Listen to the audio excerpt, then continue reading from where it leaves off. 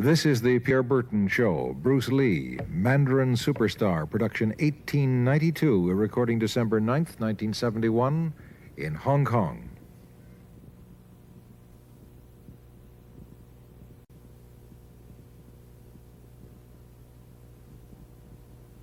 Bruce Lee faces a real dilemma. He's on the verge of stardom in the United States with a projected TV series on the horizon, but he's just achieved superstardom as a film actor here in Hong Kong. So what does he choose, the East or the West? It's a kind of problem that most budding movie actors would welcome. It's the Pierre Berton Show, the program that comes to you from the major capitals of the world. This edition comes to you from Hong Kong. And Pierre's guest is the man who taught karate, judo, and Chinese boxing to James Garner, Steve McQueen, Lee Marvin, and James Coburn.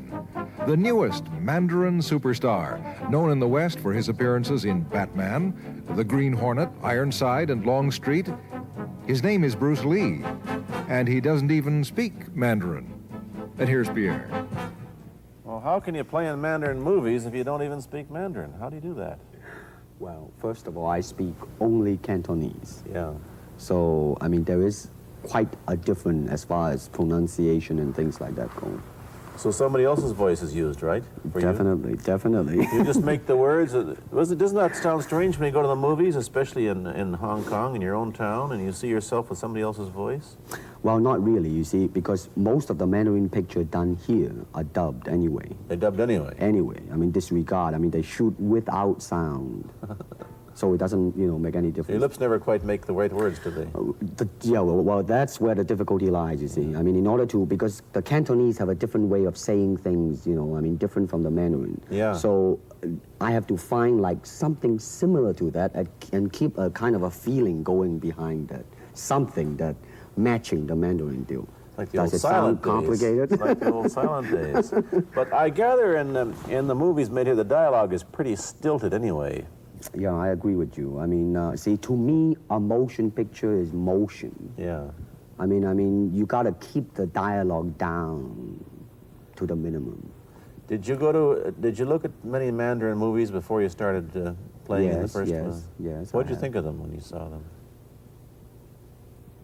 Quality-wise, I mean, I have to admit that it's not quite up to the standard. However, it is growing, and it is getting higher and higher and going toward that standard, than what I would term quality. They say the secret of your success in that movie, The Big Boss, which was such a success, you rocketed you to stardom in Asia, was that you did your own fighting. As an expert in the various martial arts in China, what did you think of the fighting that you saw in the movies that you studied before you became a star? Well, I mean, definitely in the beginning, I had no intention or whatsoever that what I was practicing and what I'm still practicing now would lead to this to begin with. But martial art has a very, very deep meaning as far as my life is concerned, because as an actor, as a martial artist, as a human being, all these I have learned from martial art. Maybe for our audience who doesn't know what it means, you might explain exactly what you mean by martial art. Right. Martial art include all the combative arts like karate or karate, judo, Chinese kung fu or Chinese boxing, whatever you call it. All those. You see, like Aikido, Korean, I can go on and on and on. But it's a combative form of fighting. I mean, it's not, some of them became sport, but some of them are still not. I mean, they use, for instance, kicking to the groin, jabbing fingers at the eyes, and things like that. No wonder you're successful in the Chinese movies. They're full of this kind of action anyway. They needed a guy like you could... Violence, man. So you didn't have to use a double when you moved into the motion picture world here. You did it all yourself. Right. Can you break 5 or 6 pieces of wood with your hand or your foot? I'll probably break my hand and foot. But tell me a little bit... you set up a school in Hollywood, didn't you, for people like James Garner and Steve McQueen and the others? Yes. Why would they want to learn Chinese martial art? Because of a movie role? Not really. I mean, most of them, you see, to me, at least the way that when I teach it, all type of knowledge ultimately means self-knowledge. So therefore, they are coming in to, and ask me to teach them not so much of how to defend themselves or how to do somebody in. Rather, they want to learn to express themselves through some movement, be it anger, be it determination, or whatsoever. So in other words, what I'm saying, therefore, is that he is paying me to show him in combative form the art of expressing the human body. Which is acting, in a sense, isn't it? Well, or it would be a useful tool for an actor to have. It's, it might sound too philosophical, but it's acting or acting unacting. If you... You've lost me. I have, right? So what I'm saying, actually, you see, it's a combination of both. Here it is the natural instinct, and here is control. You are to combine the two in harmony. Not, if you have one to the extreme, you will be very unscientific. If you have another to the extreme, you become all of a sudden a mechanical man, no longer a human being. So it is a successful combination of both. So therefore, it is not only, therefore it's not pure naturalness or unnaturalness. The ideal is unnatural naturalness or natural unnaturalness. Yin yang, eh? Right, man, that's it. Yeah, one of your students, James Coburn, played in a movie called Iron Man Flint, in which he used karate. Is that what he learned from you? He learned it after. Oh, he went yeah. After he played in Iron Man. Right. You see, actually, I do not teach, karate because I do not believe in styles anymore. I do not believe that there is such thing as like Chinese way of fighting or the Japanese way of fighting or whatever way of fighting, because unless human beings have 3 arms and 4 legs, we will have a different form of fighting. But basically, we have only 2 hands and 2 feet. So styles tends to not only separate man, because they have their own doctrines, and then the doctrine became the gospel truth, that you cannot change, But if you do not have styles, if you just say, well, here I am, as a human being, how can I express myself? Totally and completely. Now, that way, you won't create a style, because style is a crystallization, that way, it's a process of continuing growth. You talk about Chinese boxing. How does it differ from, say, our kind of boxing? Well, first we use the feet. That's and then start. we use the elbow. And you use the thumb too? You name it, man. We use it all. You have to, you see, because, that is the expression of the human body. Everything, not just the hand. And when you're talking about combat, well, if it is a sport, now you're talking about something else. You have regulations, you have rules. But when you're talking about fighting as it is, no rules. With no rules. Not real fighting. Well, then, baby, you better train every part of your body. And when you do punch, now I'm leaning forward a little bit, hoping not to hurt any camera angle. Yeah. You gotta put the whole hip into it and snap it and get all your energy in there and make this into a weapon. I don't want to tangle you in any dark that right now. You came at me pretty fast there. What is the difference between Chinese boxing and what we see these young men doing at 8 o'clock every morning on the rooftops in the parks called shadow boxing, which they're always... Well, actually, you see, that is part of Chinese boxing. It is. There are so many schools, different Everybody schools. here seems to be, going like this all the time. Well, that's good. I'm very glad. I'm very glad to see that, because at least somebody is caring for their own body, right? Yeah. That's a good sign. Well, it's a kind of a slow form of exercise, which is called Tai Chi Chuan. I'm speaking Mandarin just now. Yeah. Cantonese, Tai Chi Chuan, okay? I see. And it's more of an exercise for the elderly, not so much for the young. Give me a demonstration. Show me. Can you do a little bit of it? Just so the hand-wise is very slow. Oh, is it? and you push it out, but all the time you are keeping the continuity going.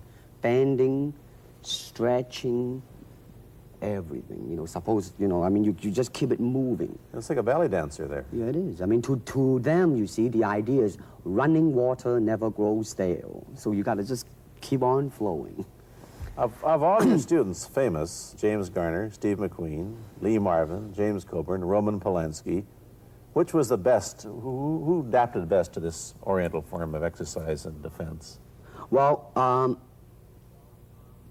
depending, okay? Now, as a fighter, Steve McQueen, now, he is good in that department because that son of a gun got the toughness in him. Yeah. I mean, see it on the screen. I mean, he would say, all right, baby, here I am, man. You know, and he'll do it. Yeah. Now, James Coburn is a peace-loving man, Yeah, I met him. right? I mean, Yeah. you've met him. I mean, he's really, really nice. I mean, super mellow and all that. I he mean, you is, know, yeah. I mean, now, he appreciates the philosophical part of it. Therefore, his understanding of it is deeper than Steve. So it's really hard to say. You see what I'm saying now? I see. I mean, each it's one's different. I mean, it's different. So that's, I mean, depending on what you see in it. Interesting that we don't, in our world, and haven't since the days of the Greeks who did, combined philosophy and art with sport. But quite clearly, the Oriental attitude is that the three are facets of the same things. Man, listen, you see, really, to me, okay, to me, ultimately, martial art means honestly expressing yourself. Now, it is very difficult to do. I mean, it is easy for me to put on a show and be cocky and be flooded with a cocky feeling and then feel like pretty cool and all that.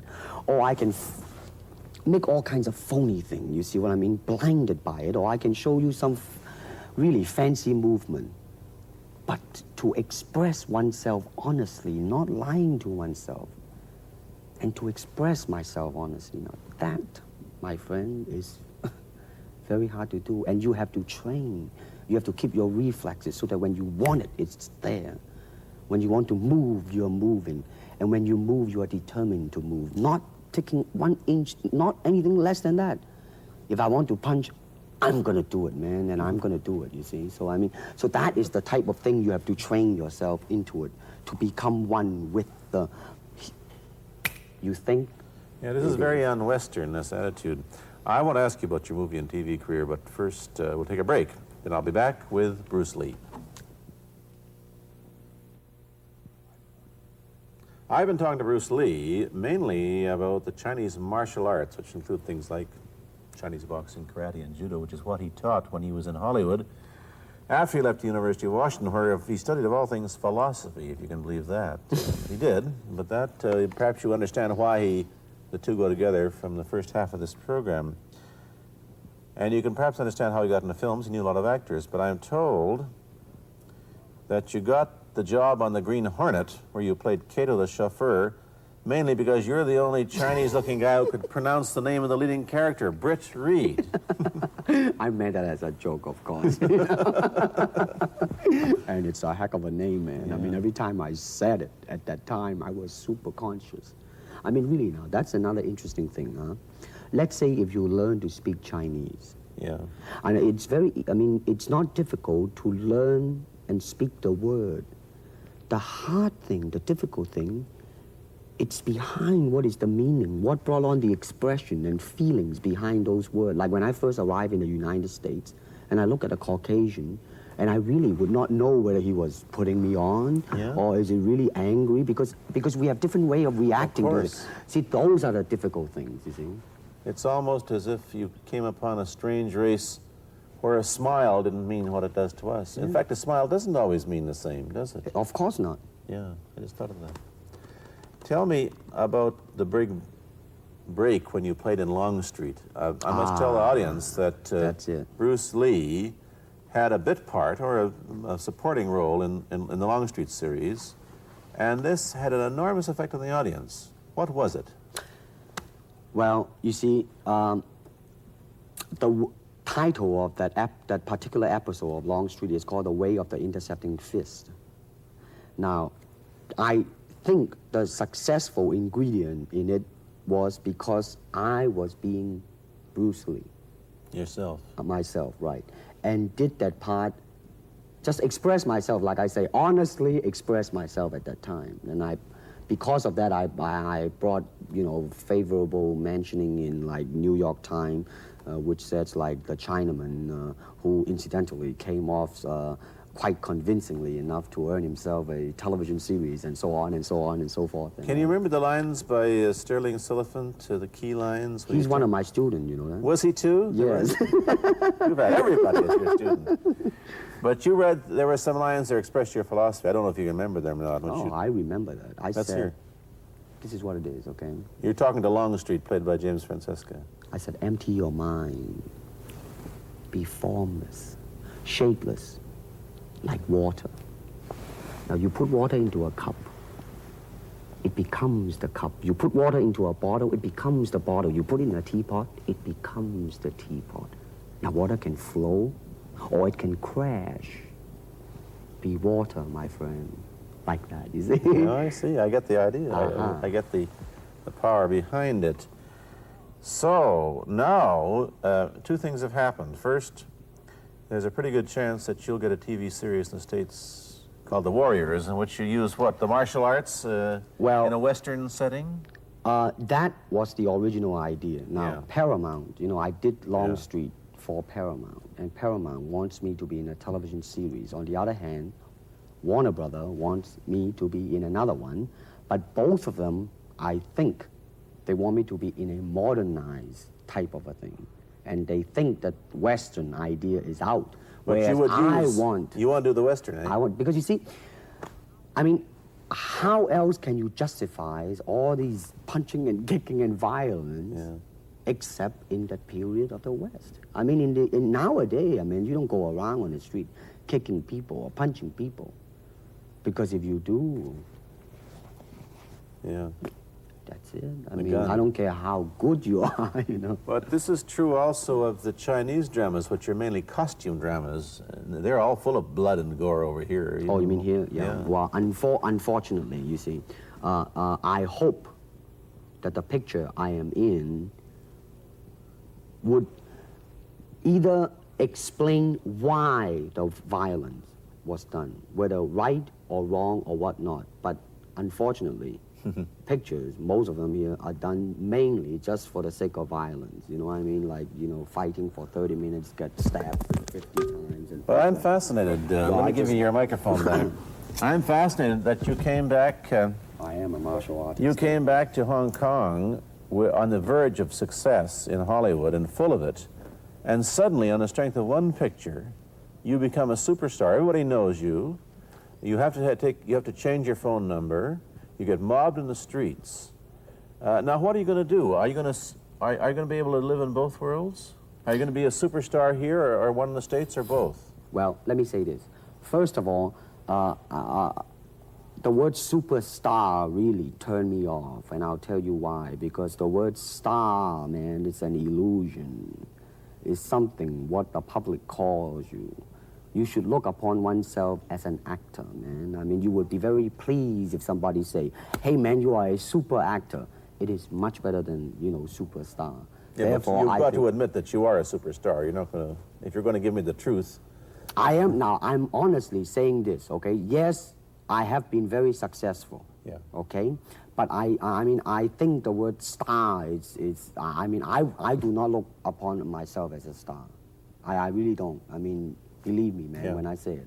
I mean, I'm not saying it because Well, what are you going to do? Let's get back to the question. Okay. Are you going to stay in Hong Kong and be famous? Or are you going to go to the United States and be famous? Or are you going to try and eat your cake and have it too? I am going to do both because, you see, I have already made up my mind that in the United States, I think something about the Oriental, the true Oriental should be shown. Hollywood sure as heck hasn't. You better believe it, man. I mean, it's always that pigtail and bouncing around, chop, with the eyes slant and all that.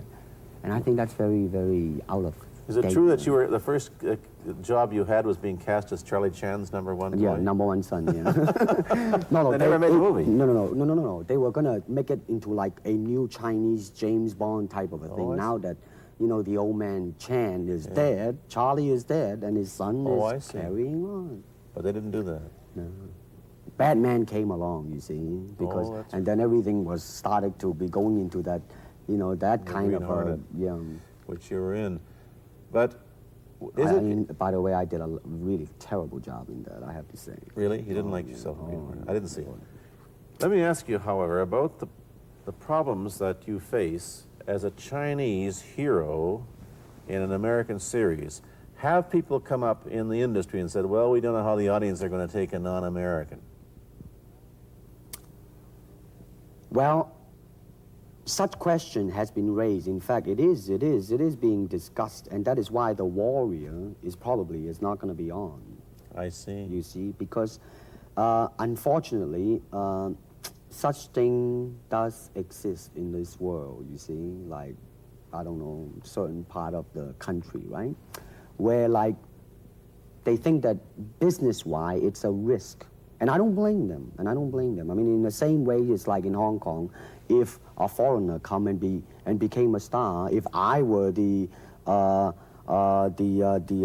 man with the money, I probably would have my own worry of whether or not the acceptance would be there. But that's all right, because if you honestly express yourself, it doesn't matter, see? Because are you, how about the other side of the coin? Is it possible that you are, I mean, you're fairly hip and fairly Americanized. Are you too Western for Oriental audiences, do you think? Oh, man, like, how? I have been criticized for that. You have, eh? Oh, yes, definitely. So. Well, let me say this. When I do the Chinese film, I'll try my best not to be as American as I, you know, have been adjusted to for the last 12 years in the States. But when I go back to the States, it seems to be the other way around. You know what I mean? You're too exotic, eh? Yeah, man. I mean, they're trying to get me to do too many things that are really for the sake of being exotic. You understand what I'm trying to say? Oh, sure. So it's really, I mean, it's when you live in both worlds, it brings its problems as well as its advantages, and you've got both. Time to go to a commercial. I'll be back in a moment with Bruce Lee.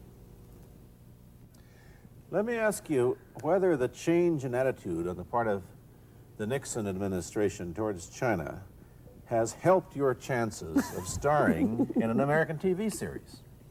Well, first of all, this happened before that. Yeah. But I do think that things of Chinese will be quite interesting for the next few years. I mean, not that I'm politically, you know, inclining toward anything. You know, I understand that. But I'm just wondering. But I mean, once the opening of China, you know, I mean, that it will bring more understanding. Yeah. More things that are, hey, like different, you know? And maybe in the contrast of comparison, some new thing might grow. So therefore, I mean, it's a very rich period to be in. I mean, like, if I were born, let's say, 40 years ago. Yeah. If I have a thought in my mind, I said, boy, I'm gonna star in a movie or star in a television series in America. Well, that might be a vague dream, but I think right now, maybe, man. You still think of yourself Chinese, or do you ever think of yourself as North American? You know what I want to think of myself? As a human being. Because, I mean, I don't want to sound like, you know, as Confucius say, but under the sky, under the heaven, man, there is but one family. It just so happened, man, that people are different. Okay, we got to go. Thank you, Bruce Lee, for coming here. Thank you for watching. Thank you. You've been watching Bruce Lee on The Pierre Burton Show, a half-hour program of conversation, opinion, and debate. This is Bernard Cowan speaking.